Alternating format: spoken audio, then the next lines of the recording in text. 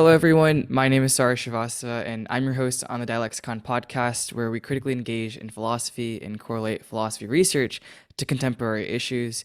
Today, we have with us Dr. Ian Tully, who is a postdoctoral fellow in philosophy and mental disorder at Johns Hopkins University's Berman Institute of Bioethics. He completed his PhD in the philosophy department at Washington University in St. Louis, and after graduating, he spent 2 years working for Washington University's IRB before joining the Berman Institute. His work broadly explores ethical theory in the context of depression. Hi, Dr. Tully. How are you today? I am fantastic, and thanks so much for inviting me. This is such a cool podcast. Of course. And thank you for the kind words. So, with the introductions done, let's move on to our discussion today, where we're going to take a little bit of a deeper dive into depression and kind of your research and what philosophy really means to you. Um, so, let's get started. Sounds good. Although, although I did briefly introduce you, for our audience who may not know a lot about you, could you please provide a little bit more information on who you are, your background, and your relationship to philosophy? Like, what does philosophy mean to you, and how has it helped you in your career or just your daily life?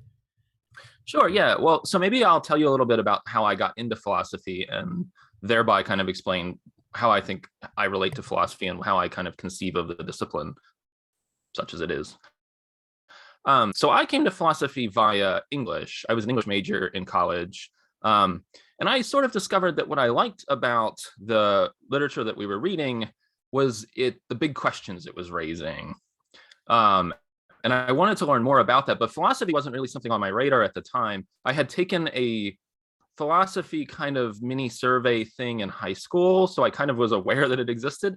But it didn't seem to me like I was not remotely aware that this was a profession that adults could engage in and get paid to do. And I still, frankly, find that kind of remarkable. Um, so I decided to start taking some philosophy courses just to kind of see what it was all about, and I got really hooked. I was like, oh wow, this is exactly what I like. This is what I want to do. I got really invested in questions of, um, I was very interested in consciousness at that time, and I still am, obviously. And I was very interested in questions of kind of moral realism. And it was intoxicating. I could think and talk about that with my dorm roommates. I could talk about that with friends and family and my professors. And so I just kind of got hooked. And after that, I went to graduate school. I did a master's actually first in Colorado, and then I went to WashU. I was attracted to WashU because of a guy there named John Doris, who I ended up writing my dissertation with. Um, and he has a kind of conception of philosophy that really jives with mine. So for me, I find it very difficult to identify what's philosophy and what's not. To me, and to some extent, like philosophy just encompasses everything I find interesting. Somewhere along the lines, Jerry Fodor, I think in his book Concepts, is responding to a critic who is like, what you're doing is not philosophy. And he's like, well, I don't know how anyone can tell or why anyone cares. And I sort of feel the same. Like, and John does too. He's kind of famous for bringing a lot of empirical work into philosophy, kind of even doing empirical work, but also apprising himself of what's going on in empirical psychology in particular. And I find that really cool too. And so, yeah, my approach to philosophy is just kind of trying to keep myself apprised of what's going on in the sciences and seeing if I can contribute to that, via from the armchair, by doing kind of conceptual analysis and so forth. So yeah, that's kind of my relationship to philosophy. I also sort of see it in some ways. This is kind of an old trope, but it gives birth to disciplines. So it's kind of the outer edge of inquiry, in the beginning of, I don't know, Western tradition anyway, philosophy was just sort of everything. And then slowly we, it bequeathed physics and, it bequeathed chemistry and so on and so forth as we got better at figuring out the right questions that we wanted to ask and the methodology we wanted to use to answer those questions. And I feel like today philosophy is really dealing with some of the most intractable questions. So consciousness comes up, but also, the status of normativity and that sort of thing. So I did want to ask you, because I definitely do agree that like philosophy itself is not seen as a profession. Like I can tell you countless times if even like with my friends, if we're talking about like philosophy, we always just analyze philosophical interpretations of certain things, which is probably why there is no like a real thing called philosophy, because everything can be philosophical at one point. Um, but it just doesn't seem like a profession, or like it's not well known that it's a profession that anyone can just join and like you said, sit in the armchair and get paid for it. So I wanted to ask, just because you said that you had an interest in consciousness, so how does like navigating different branches of philosophy work when you have like a sub-concentration or like a field that you're specifically working in? How do you like analyze all of these different branches and try to combine it into one when you're researching something, like for example, depression?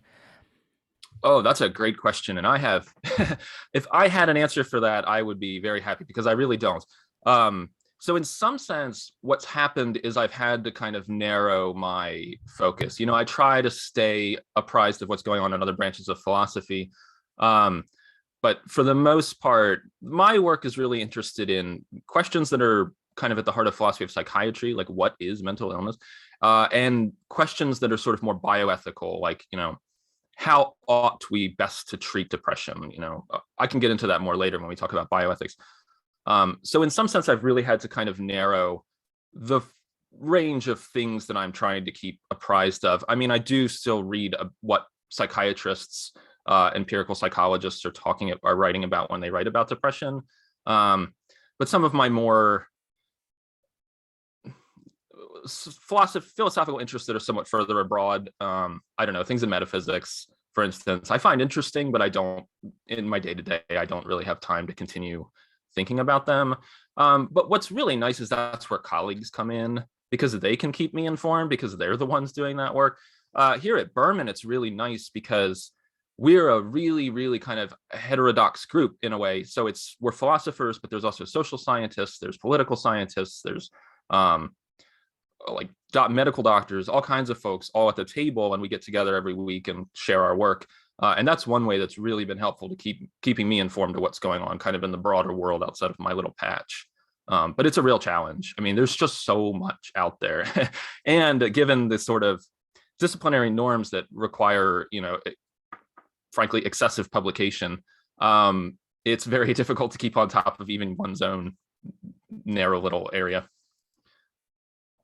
Yeah, definitely. I mean, just when I'm researching, like, there is so much out there. It's like a lot to take in sometimes. But I mean, I definitely understand, when you probably have like a sub interest and you kind of have to stay on that. But it's good that you have colleagues to like inform you on that. I think that's like really beneficial in any field, really. So I wanted to move into our discussion on like depression as a whole, or like mental illness, and further like bioethics. So depression is a term that's frequently tossed around, especially in like student settings. Like I can remember numerous times when students have made like questionable comments on like how workload, and the so-called like depression that workload creates, or leads them to, or comments that just negatively like reinforce stigmas that we don't want to. And I know you've written a paper called Demarcating Depression, but I'd like to clarify that definition of depression. So when we talk about and like discuss depression, particularly in philosophy, are we talking about the clinically evaluated depression by like psychiatric means, or is there a difference between being depressed about something or being depressed in general? And is there a fine line that we can establish, given that depression is by definition subjective because it's based on personal experience? Yeah, so those are all great questions. And frankly, a lot of my work is trying to figure out how we draw the lines between so depression is, everyone experiences depressed mood from time to time, that's perfectly normal and not indicative in and of itself of any kind of mental disorder.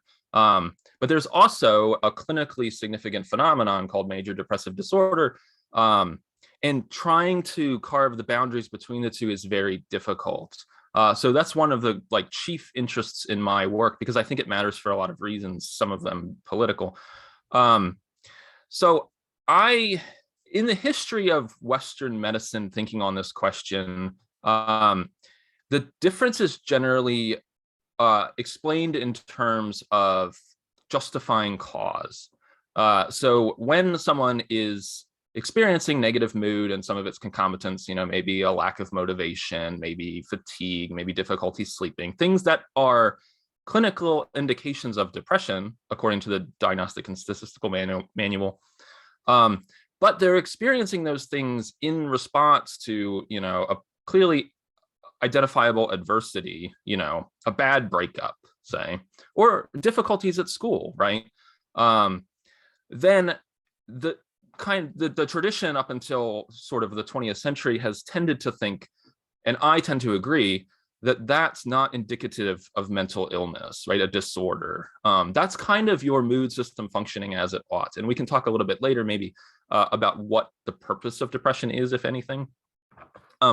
Where it seems that you have a clinically significant phenomenon is when you have those kinds of responses and they're they're just seem to come from nowhere, right? They don't seem to be in response to anything. So as you put it, kind of depression that's just sort of about the world in general, or they're sort of disproportionate. So they're either too intense or they're too long lasting, or perhaps they involve features that we just don't think are appropriate under any circumstances. So feelings of worthlessness, suicidal ideation, that sort of thing. So if you're experiencing what's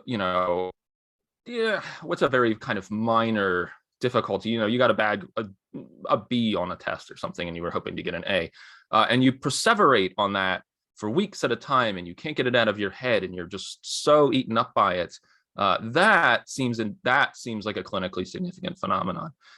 There's a psychologist named Lewis Wolpert who has a really useful term for depression, which is it's sadness that's gone malignant. So sadness has its place. It's a perfectly normal phenomenon, but it can become self-reinforcing. And so in those circumstances, it seems like we have something that it seems plausible to call an illness, or at least something that medicine has an interest in trying to stop. I think of depression in a way as kind of like a perseverance disorder. It's a kind of a normal response to adversity that's become self-reinforcing, and so can't be easily gotten out of.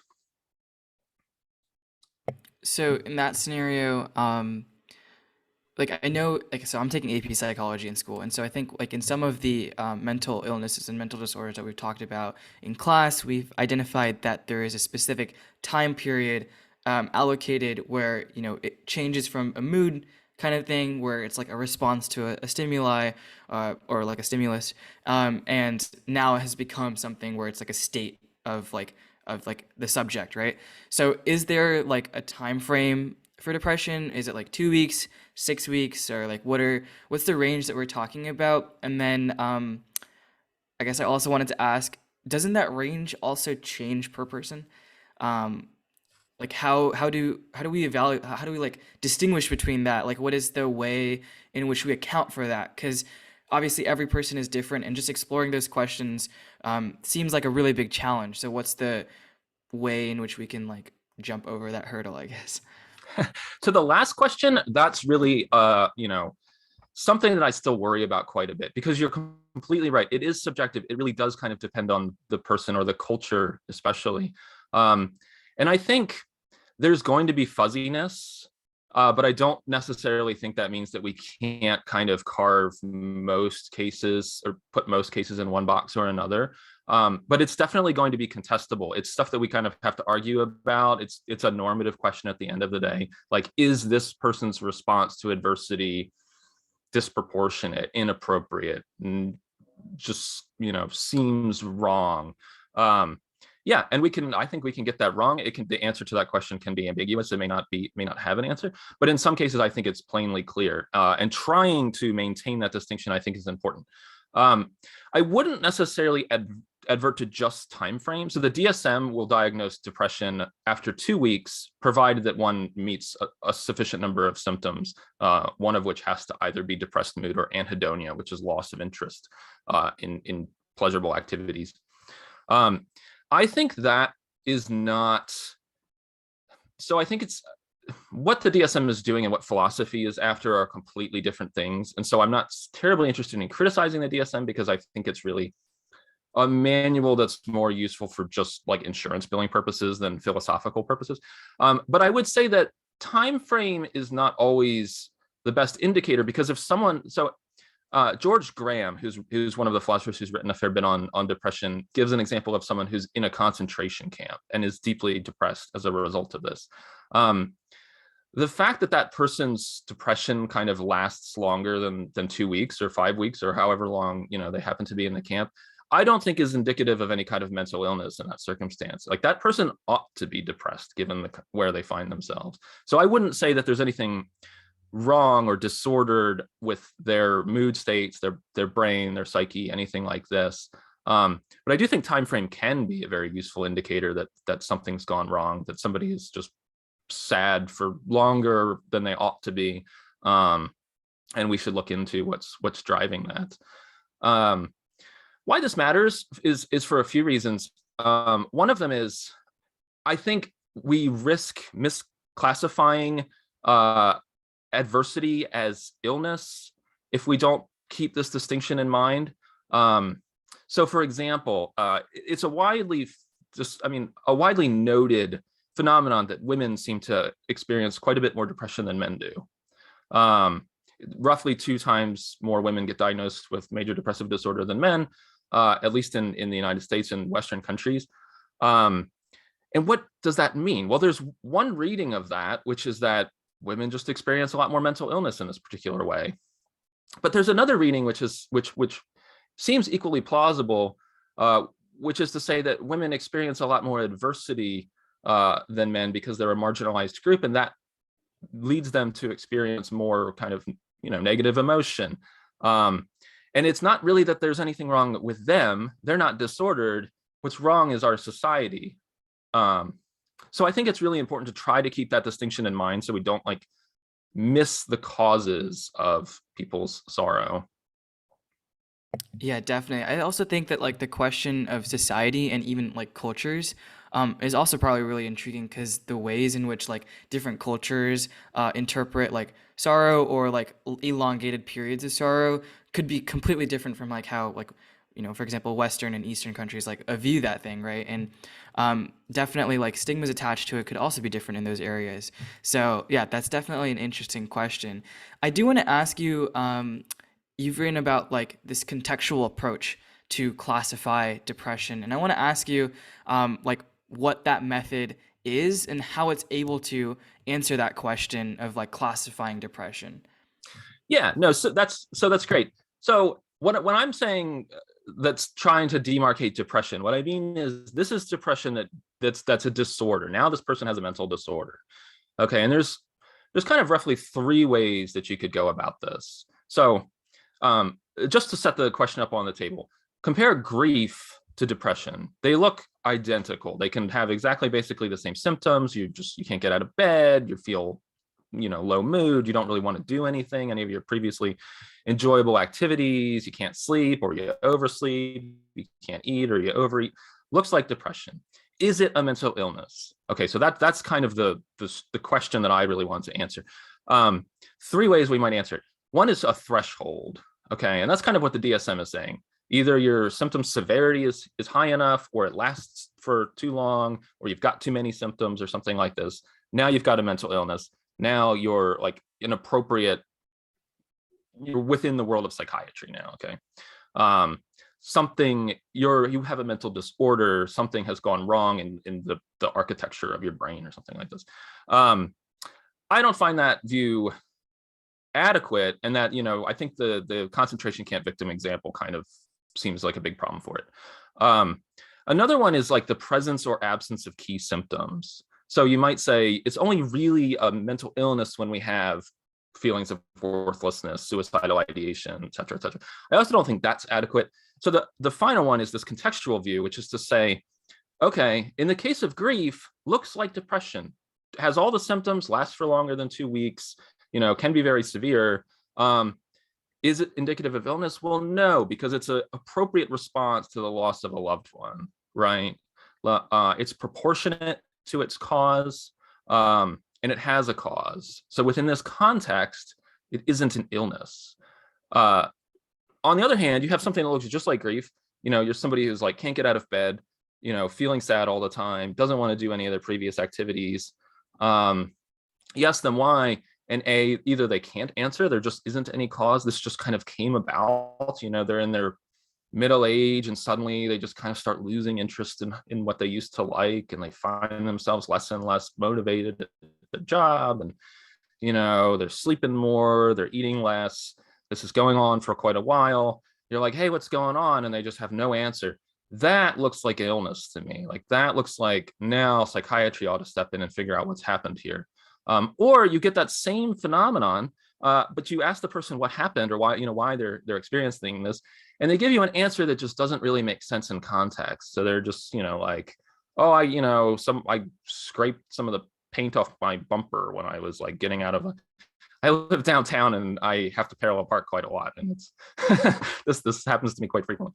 And then you're like, well, but that's fine. It's no big deal. Why are you treating that as this? Why have you become so deeply distraught?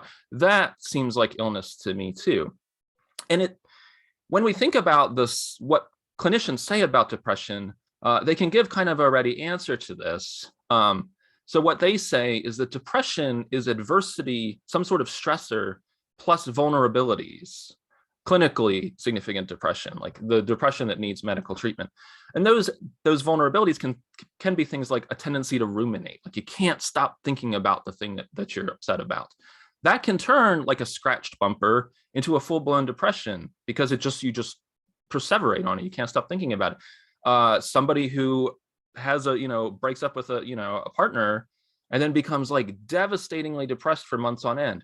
What's happening there? Well, it could be rumination. It could be they have what Aaron Beck, who's a famous psychologist who died just recently, but did a ton of work on depression, called negative self-schemas. Like they have tendencies to think about things in such a way that it reinforces their negative mood.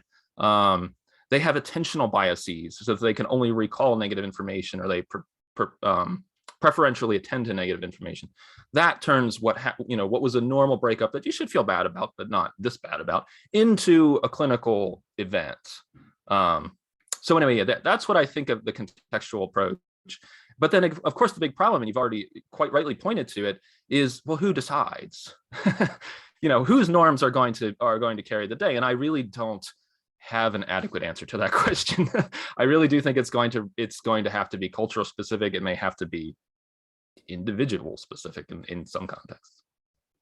Okay, that definitely makes sense. I think that's also like to me personally, it seems like the approach that's able to account for the most variation, right? Like, you don't have you have these like hard, I guess, these metrics, right? Like the time or like the intensity, or you have like different ways in which it can happen, like the symptoms that you're experiencing.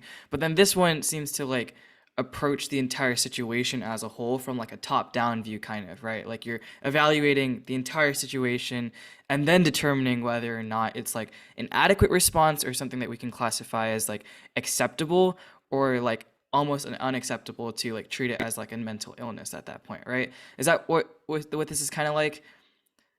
Okay, that makes sense. That's precisely right. Yep. Okay, that definitely makes sense. So I wanted to ask that you've written some places that certain philosophers have like kind of deviated or maybe like refused to like delve into certain questions regarding depression. Why is that the case? Is it just like really difficult to attack philosophically, or is it just those questions have not been explored yet, or what exactly is it like in the field of philosophy, really? Yeah, I think that's an awesome question. I think the answer might be that until quite recently, depression was just seen as a empirical medical phenomenon, better left to the scientists and the doctors. What could philosophy really contribute to this? For quite a long time in philosophy, in the 20th century, I should say, the boundaries between the empirical and the, what we could say is the non-empirical, the philosophical, the a priori, were policed quite heavily. That was, philosophy wasn't about the empirical world. In fact, we floated above it. We weren't interested in it in some sense. That really broke down, maybe starting in the 80s with a philosopher named Steve Stitch, and continuing on into the 2000s when you get things like experimental philosophy, which is philosophers doing in experiments. And I think that probably contributed to some extent to kind of a neglect of this topic. I also think that the emotions were not terribly on people's radar until relatively recently. There's been an explosion in analytic philosophy of interest in the emotions. An old professor of mine who's at Western Michigan University now, named Charlie Kurth, recently wrote a book on anxiety, which is fantastic. You should have him on too. But there's been a very large interest in the emotions in recent years, and depression kind of is a natural, a naturally interesting one. So yeah, I think that's probably a big part of it. Although I will say that there have been a fair number of philosophers who have had quite a bit to say on this topic. Jennifer Radin comes to mind. I mean, she's written amazing stuff on depression, particularly from a historical perspective. George Graham, I've already mentioned. Julia Kristeva, who's more in the sort of continental tradition. There's kind of two sort of broad worlds of philosophy. She has a book called Black Sun, which is on depression. So there's been a few. But yeah, it is funny that it's something that's so prevalent and practically everyone deals with, and especially, as you've noted several times already, people kind of in the academic world, students, professors. It's funny that they haven't taken it up, but maybe it's something that's so close to see what's in front of one's nose takes a constant struggle or something. Yeah, I mean, I can definitely see like maybe why they wouldn't, but it seems like just something that affects so many people nowadays, especially with COVID, like that it was really, really impactful. So like, I mean, it seems that maybe with how science has progressed too, like with the ways in which different studies have been conducted and how you could conduct those studies. Maybe there will be like a lot more research into depression in terms of like philosophy research as a whole, which would definitely really interesting, because like the ways in which other people interpret things could be completely different from how we interpret things. So first of all, I'll definitely reach out to them to see if they would like to come onto the podcast. That'd be really interesting. And like, you did talk about the ways that philosophy as a whole has conducted research now in the field to maybe explain depression, or at least approach philosophical questions about depression nowadays, right? So maybe that was why there's like a boom or like more interest in depression recently in the philosophical terms or field. I wanted to ask specifically about those studies though. So how do those studies happen? Like, is it like maybe like an observational study or a longitudinal study, or like obviously these are all like psychology terms, but like all of these different studies that have like maybe like a scientific background to it, or is it like a case study where we evaluate one specific person and try to like disprove certain metrics or try to find more variation or something like that? How does that really look like? So that's a great question, and it's honestly all of the above. So for me, my work, I mean, I am trained in just armchair philosophy, just read books, think about them, ponder, and then produce something. So, and what I basically do is I read about what psychiatrists and psychologists are saying about depression, and I try to bring my training, which is sort of in moral philosophy and in the philosophy of the emotions, to bear on that. Like, does this hold up to what I've been trained to think, about norms and emotions and that sort of thing? But I haven't really conducted any particular empirical research myself. I just don't have the training. But I try to read it as best I can. People in the field are just doing all kinds of stuff. I mean, from like gigantic drug trials to longitudinal studies to qualitative research, which is often very valuable. I mean, what do people say about their depression? That's really interesting in a variety of fields. So one of the questions I'm sort of interested in is kind of the relationship between depression and our identity, like our self. And there's a little bit of qualitative research on this, like doing just interviews, like semi-structured interviews with people and asking them, do you see your depression as like a very important part of who you are? how have you navigated like transitioning from being depressed to undepressed as a kind of label or category? There's a decent amount of research on that, which I find very interesting. So it's a real mix. For me, honestly, though, it's more kind of thought experiments. That's just my bread and butter. But doing that while staying informed of the empirical research. That depression and identity question seems really interesting. Like, I think even on like just on a student level, I feel like just the aura around like workload and maybe like the depressive states, and honestly just in general how COVID kind of shaped the way students have to like learn, and how that entire atmosphere completely changed for us. Like, I think there I would be really curious to see some studies, hopefully, if they're conducted, about the relationship between student identity, or like identity as a whole as a student, and like depression, because I feel like there has to be some link nowadays, which is really unfortunate to say, but I would that would be a really cool like exploring, or like would be really cool to explore rather. And I guess like the question about, or like the way that you were talking about maybe like what people might say about their depression, like evaluating that.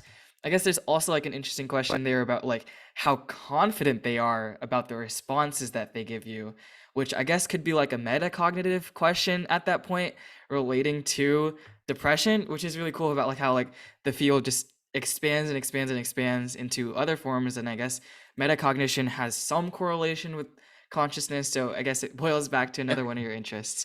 So that's really, really cool.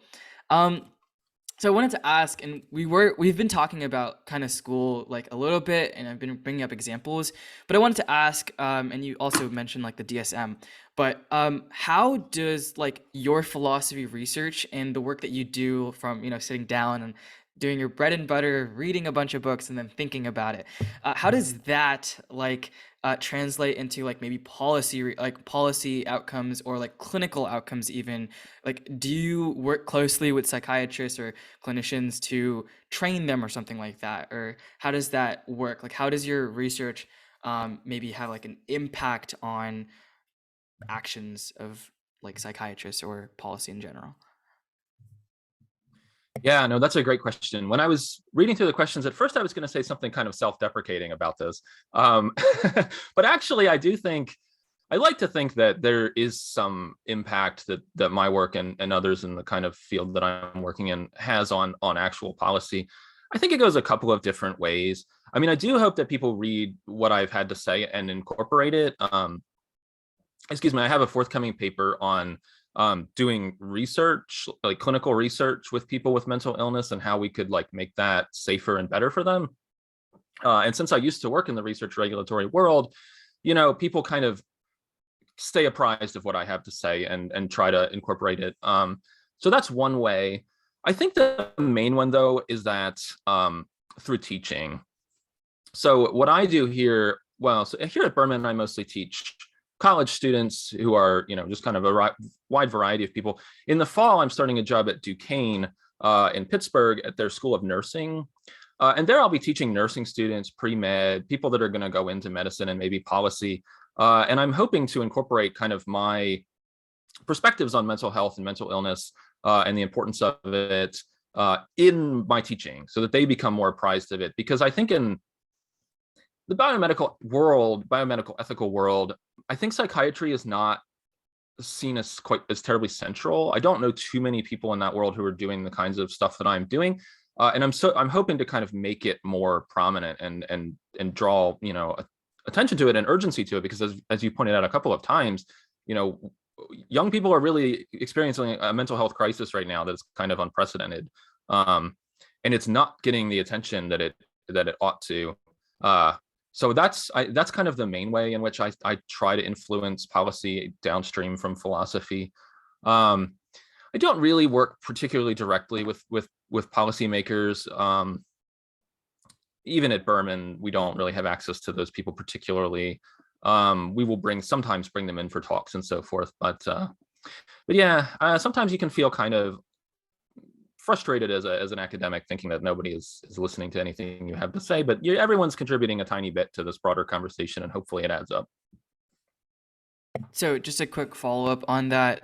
Do you think that like policy as a whole is like maybe like an obstacle? Like I feel just personally, just based how slow responses are in policy, I feel like it can be like a really big roadblock to try to get something done because like often responses are very slow and just personally, this is not related to anything in depression at all, but just how a lot of young students feel about the government, and like how, you know, generally speaking, and I don't want to get into like political views, but like just the ways in which a lot of the people who are making these decisions are older and Yes. have no real understanding of what it means to be at our age, especially in how times have changed so much since they have probably even experienced like school, like in general. Yes. So like I feel like and this is a lot of how like students feel at our age, that policy is really slow and it's honestly really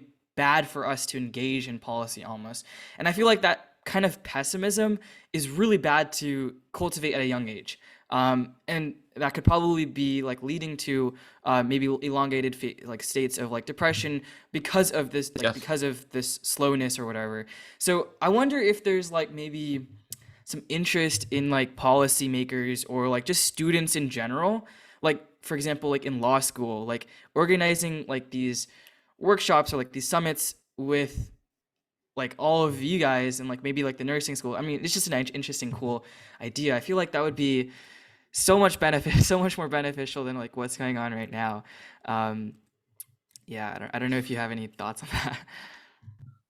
I do. I have a lot. I mean, some of them aren't exactly, relevant to the podcast topic exactly, but I would say yes, policy is a mess.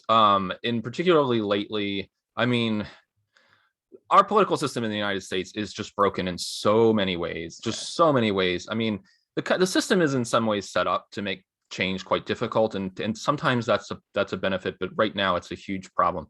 Um, it's also readily apparent that we live in a gerontocracy. I mean, our elected leadership is very old, broadly Mhm. speaking. I mean, from the presidency on down, and I don't think that they're tapped into what young people are experiencing. I don't think they have the foggiest idea what it's been like to be someone, under the age of 18 during the pandemic in high school, somebody even younger than that. Or somebody in their 20s. I mean, just I don't think they have the foggiest idea. And I can see that being, I think that's a humongous problem. Um, it's difficult quite to know how to ameliorate it. It would be Mhm. nice to have more young people's voices at the table, right? Because you all don't have a ready voice. Like there's, the New York Times doesn't publish terribly often, younger people, policymakers aren't reading them. It can be very difficult for your voices to be heard.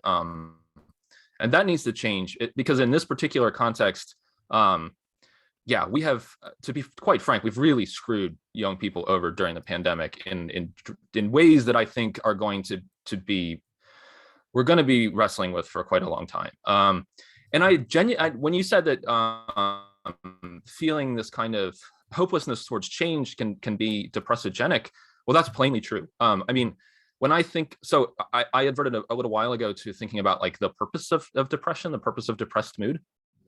So this is controversial, but I tend to think that so animals get depressed, right? All throughout the, at least mammalian animal creatures experience what looks like depression, right? Kids get depressed, adults get depressed. It's very common. It's extremely common. We were talking earlier about how like there's something that's just a perfectly normal thing that looks just like depression. Like, I'm feeling kind of down because something bad happened. Um, that suggests that it must do something, right? At least it doesn't necessitate that, right? We all have appendices, but they don't do anything apparently. But it provides some reason to think that. So what might depressed mood do? Well, it's a way of an organism sort of assessing its current state as not conducive to flourishing. So you look around and you realize that things aren't going particularly well for you. You're kind of like, I don't know, you're like a grazing animal and the patch is pretty much totally barren. And you think your brain tells you things are bad currently. So what's kind of adaptive to do under the circumstances? Well, it's to conserve energy, to kind of like shut down, to like not really be readily exploring, because that's just going to burn more energy that's not going to be worth doing. Now that can be adaptive, it can be useful, but unfortunately we have great big brains and we're able to simulate the future, and we're able to think about very complicated things like the functioning or dysfunctioning of the United States government and its impact on our lives. And when we think about those things and we think that, I can't make change, things are going to remain just bad for me currently. My circumstances are stressing me out and I can't do anything about it. It triggers that same thing in that hurt, like that happens in the herding animal, where it's like, well, I may as well just kind of hunker down and not really go out so much and conserve energy and maybe sleep more, and et cetera, et cetera.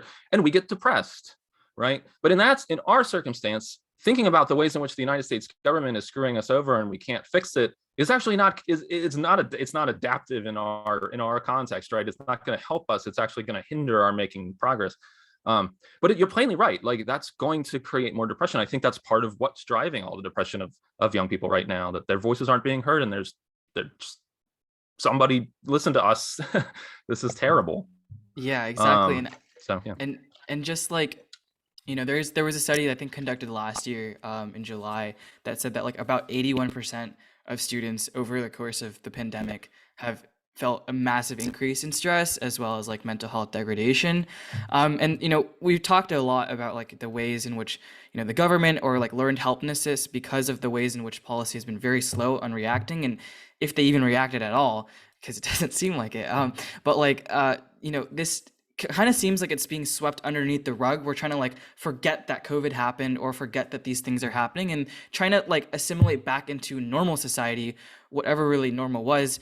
But we can't just forget those things. So I wanted to ask you specifically about like maybe how whether or not like depression or mental illnesses have kind of been normalized in society for grad students, high school students, young people, literally anyone who might be a student, no matter the age. But has it been normalized? And I know normalization could be a very strong word, maybe, but has it? And if so, what could be like a potential way we can, I guess, resolve that, or attempt to resolve that? Because we talked about the ways in which why that happens, but how could we potentially like ameliorate that? Well, the latter question is a tricky one. So I would say, when you say normalized, I do kind of think that seems somewhat plausible. I mean, what I think the answer to this question is basically is that young people are experiencing kind of a mental health crisis, and we pay a lot of lip service to the importance of mental health, like, oh, depression and mental illness generally are big problems and society should try to tackle them. But tackling them is ridiculously hard, right? Because if you go back to this demarcating depression kind of thing, I don't think all this depression is just a lot of young people having some unremarkable amount of mental disorder. What's happening is that they're experiencing, lack. They're experiencing adverse circumstances in so many ways. I mean, a lack of social goods, the inability to interact with friends, to go to school, to all kinds of difficulty like that, and it's leading to all this depression. And there's no real easy fix for it. There isn't like a vaccine. There isn't any. There's antidepressants and so forth. Their efficacy is mixed, to be frank. And so I think the reaction from the broader society and policymakers generally is to kind of just note that this is a problem, say that it's a problem, and sort of sweep it under the rug, because the changes that would be necessary to make are very difficult. What those changes are, my God, you tell me, frankly, because I don't even know how to begin. I mean, I think my general thought is that there's a lot of depression in Western society because we've constructed society incorrectly. And we live in circumstances that are conducive to making us feel bad. And And that badness does not mean that there's anything wrong with us. That badness means that there's something wrong with the world we live in. You mentioned precarity in your questions to me, and that's a big one. It's difficult to buy a house. It's difficult to find a partner. Social media can really make us feel down. We're very isolated. These are all big structural problems that I think are driving our mental health crisis, and that require systemic change. Something with an infectious disease, in some sense, it's a humongous crisis, but in other ways, it's more easily tackled to some extent, right? We had the genome for SARS-CoV-2 like sequenced within like 48 hours of its discovery or something like that. We had vaccines under development, by February of 2020. We know how to deal with that. We know how to fight that, and we're pretty good at it. We don't have the foggiest idea how to fix mental health as a broad phenomenon. And I don't either. but I hope that at least my work is like suggesting that it's a big problem that we all need to be focusing on. I mean, it's funny that I think the reason is, again, that it's just very difficult, but emotional pain, mental health, mental illness, all that kind of stuff, it just takes a back seat to other epidemiological problems in a way that it shouldn't. Right. And, you mentioned about precariousness in general, and I kind of wanted to get into that question a little bit because it is a little bit more in line with like deeper philosophy and like the ways in which, Franco Bifo Berardi kind of talks about in Futurability about the precariousness of work and how that can translate to feelings of exhaustion or despair or weariness and resentment, really. And that can actually create something called like a collective depression or a collective collective depression for the precariat. So I wanted to ask specifically, because the book is written in the context of how capitalism, leads towards that. We've talked about the ways in which the government could do so, and I guess there is a relationship between capitalism and the government, but does capitalism play a role in depression or the mass fabrication of so-called strategies to help individuals from mental illnesses? And maybe this could even be targeted towards the antidepressants and how that maybe that market really exploits these feelings to gain a lot of money. And I'm not really sure, I haven't read up on it, but is that the case? Is that something that has been explored? And would this also fall underneath questions of bioethics, especially the last one, for like antidepressants? Yes. Well, with respect to antidepressants, there are many people who think quite precisely that. I mean, I think antidepressants play a huge and salutary role in society, but I do think that there is a danger and that there is quite a lot of incentive on the side of a lot of pharmaceutical companies and other people that we use them as a band-aid to cover over these structural issues that are actually driving depression, like late capitalism and its the precarity of work, the gig economy, all these kinds of things that are leading people to the inability to establish, to buy a home, to start a family, to afford to go to college, all these kinds of things. Yes, I think that is absolutely driving depression rates. I think, to go back to my story about evolutionary psychology, that again, I must say is not the consensus view in the field, but I find it to be a very useful way of thinking about this. It's really what's happening is kind of all of our evolved brains, each one of us individually, is reacting kind of as we ought when we think about the precariousness of our future. Well, it's our brain is telling us things are likely to not stay positive for me. It's very plausible that I'm going to find myself out of work and unable to afford to support my family, or it's very plausible that I'm not going to be able to find the job that I want in the field that I am interested in, or things like this. And we react as we've sort of evolved to upon assimilating that information. We kind of shut down, we get depressed, we lose motivation, we feel bad, we maybe feel guilty, we turn our negative feelings inward and we blame ourselves. Yes, I think that's very much what is happening. I mean, there's always been depression, and there's also always been adversity. And in some sense, we live in a very positive time because we can name it and understand that it's not blameworthy. It's not something that is indicative of moral failure. The way in the Middle Ages they have this concept called acedia, which is a thoroughgoingly moralized a version of depression. But it's blameworthy. It's indicative of lacking the joyful attitude befitting a Christian. We've moved beyond that. We recognize that this is not a moral failing. It's not something to be blamed. You should be blamed for. There are ways to treat it. There are ways to help you.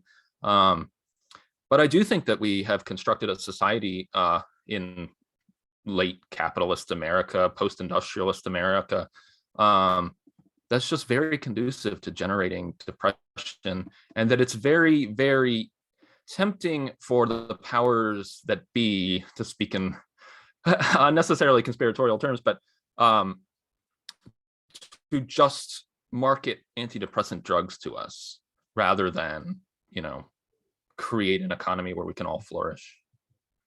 Right, definitely. And I can definitely see that, just the way in which how even ads work on social media. I think there was some research recently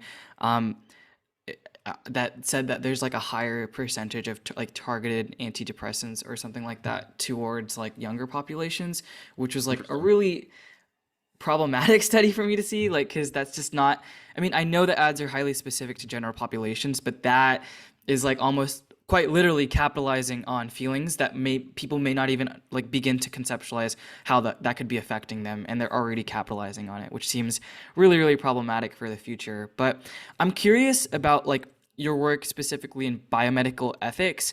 So I guess these are all like ethical problems, but what specifically are you talking about when you're talking about biomedical ethics? Like, what are some problems or ethical problems that you can talk about broadly with depression or mental illnesses, and how has your research been in that field? Yeah, that's a great question. I'm sort of still figuring it out. When I was at WashU, I was kind of just a philosopher's philosopher thinking about philosophy. When I came to Hopkins and joined Berman, then I had to kind of figure out what, people working in bioethics were doing. And bioethics and philosophy have an interesting relationship. There are philosophers who do work on issues that are kind of biomedical, and then there's people who are sort of professional bioethicists, and there's overlap between the two, but they do slightly different things. The professional bioethicists tend to be quite a bit more practically oriented, like, how do we get informed consent, and what does that look like? How do we determine when someone is capable of giving informed consent, and when do we determine that a surrogate needs to be brought in?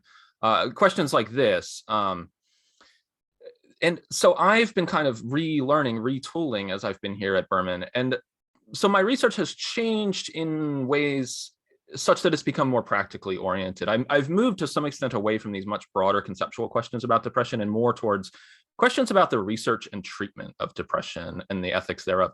I'll give you two examples. With respect to treatment, we've been talking a bit about antidepressants, and there are a fair number of people who are of the view that there are moral reasons to favor treating depression with therapy over antidepressants. Now, that could be for a couple of different reasons. One of them is to treat depression via therapy is to give somebody skills and insight and greater autonomy such that they're able to, so cognitive behavioral therapy is a common treatment for depression. And the way it basically works is it teaches you to recognize when your thought patterns are leading you into depression, to challenge them, and to like train yourself into new thought patterns. And this works. It's well validated. It works. It doesn't work for everyone. In fact, it probably doesn't work for the majority of people, but it does work. And there are people in the field who think that is a preferable way of treating depression than just giving someone a medication. I think that's a very interesting line of thinking, but I worry about it for equity reasons. Because my guess, and I'm still kind of thinking through this project, but my guess is that suppose you're like someone from a kind of lower income, you're working several jobs, maybe you've got children. One thing about cognitive behavioral therapy is you have to do it for like like every day for a couple of weeks sometimes, or it can be quite a commitment. You may have to travel. It's an hour long, and my hunch is that might be more difficult for marginalized people, and that might make it, if we kind of internalize this thought that it's better to treat depression with therapy than meds, we might inadvertently exacerbate inequalities that already exist. I mean, depression is much more common at lower incomes already. So that's one. But I'm still thinking that through, because I do find myself somewhat persuaded that there are moral benefits to therapy. The second one is with respect to research. So I have defended in print, it's a forthcoming paper that argues that when we conduct research with people with mental illnesses, so my example in this case is schizophrenia, it's important that they have a seat at the table. So in cancer research, there are cancer advocacy groups that speak on behalf of cancer patients and cancer research participants to make sure that they're protected, that their views are heard, and that the research is conducted in such a way that it's beneficial to them. And I think that we should bring a very similar kind of apparatus to research with people with mental illness, because they're vulnerable, but also because they have a kind of situated knowledge that the individuals conducting the research may not have. So those are two examples that are just much more practically oriented than trying to figure out, like, when is depression a mental illness and when is it not? Right, definitely. And I think those questions are really interesting, especially like the first one about like maybe equity in general and how like if not well like handled or well thought out beforehand, making some radical decisions on like whether drugs work or therapy works, or maybe like even like the pricing of drugs or the prices of like therapy in general, and like how like accessible that should be, could really like drive inequality in general. And just the way that we discuss this about like capitalistic society in general and like the late capitalism, and that could be like another point that could be really problematic. So definitely some really like curious like questions that you could ask and explore in those fields. And I do like the way that it's boiling down more into like the practicality of things, just because sometimes, and this is a lot of people think about philosophy, is like they think it's like so abstract that they don't even want to delve into it, because it really, they would think it has like no meaning to them on like on a surface level, which in some scenarios from what I've read I can definitely side with them. But Me too. yeah, well, like I definitely think that those questions are still necessary, and I do want to to wrap things up, go back and maybe to your old self, not in the practical terms, but like now into like the theory. There are a lot of theories, maybe like branches of philosophy that have been designated as like ways you can like pick yourself off the ground, and like the one that points out to me the most is Stoicism. I think that's how you pronounce it. Mhm. That talks about like how boys don't cry, like that kind of mentality where it's like you need to pick up yourself off the ground and you need to like get well, like you need to get better. And I'm curious about the ways in which that could probably be harmful, because you know in a way it seems like a negative feedback loop where it tells you to get up, and if you're not able to get up then you're bad in the context of the theory, which would be like self-deprecating in a way, right? So I'm curious about like that, and like what your opinions are on that, and then if you have any like branches of philosophy that you maybe explored that could be beneficial to other people. Now obviously everyone is different, and like there is by no means one answer, but just in general, if you've explored anything that could be beneficial. Yeah, no, I love this question. I mean, it's such a perfect final question. I will say, so I do think Stoicism can be helpful. So I am no expert on Stoicism, to put it mildly, but my general impression of the Stoics is that, excuse me, they're not, the ones who are worth taking seriously are not really saying it's wrong, boys don't cry, it's wrong to express emotion, but what they really are saying is it's wrong to assign value or to overvalue things which either have no value or you're treating as more important than they really are. And their accounts of what things lack value, or are indifferent in their terms anyway, is controversial. They'll say things like, well, losing your job is not a big deal, it doesn't really matter at the end of the day, you shouldn't this is where the kind of don't cry thing comes in, because it's like, you shouldn't be upset about that. If you were really thinking about it rightly, you would recognize that it actually doesn't matter at the end of the day. What matters is your virtue. Okay. I do think that there's some benefit to that, because I do think sometimes we can lose track of the things that really do matter to us and get ourselves wrapped up in unimportant things. And that can lead to depression. And when we kind of let go and recognize what really matters to us, that can actually be really beneficial. I read the book that kind of got me, that was, I think, most useful for me when thinking about depression, is a book called The Depths. It's by a guy named Jonathan Rottenberg. He has an evolutionary account of depression. And his story, he became very deeply depressed because he was in graduate school as a history PhD, and he was just not flourishing. When he gave it up, when he recognized that this was just not for him, his depression alleviated, and it was a huge benefit because he became a very influential psychologist as a result. So there is something to that. Where I think Stoicism can be harmful is in its emphasis on self-sufficiency. It's your virtue that matters. It's you that needs to like assess things rightly. And with a disorder that tends to cause people to self-isolate, like depression, that's really dangerous. Like this thought that you can do it alone, that the only thing that matters is yourself. That's just not going to be beneficial to people who are depressed. What you need when you're depressed is not isolation. You need to reach out. You need others. You need to seek help. It's anything that's gonna tend towards increasing your likelihood to withdraw is something to be resisted. Social support is essential. I think that is really driving increases of depression among young people more than many other things. Social goods are really, really important to us. We are social creatures. Man is a political animal. I mean, that is crucial. So with respect to what I've found beneficial in the literature and philosophy, I wouldn't say a great deal.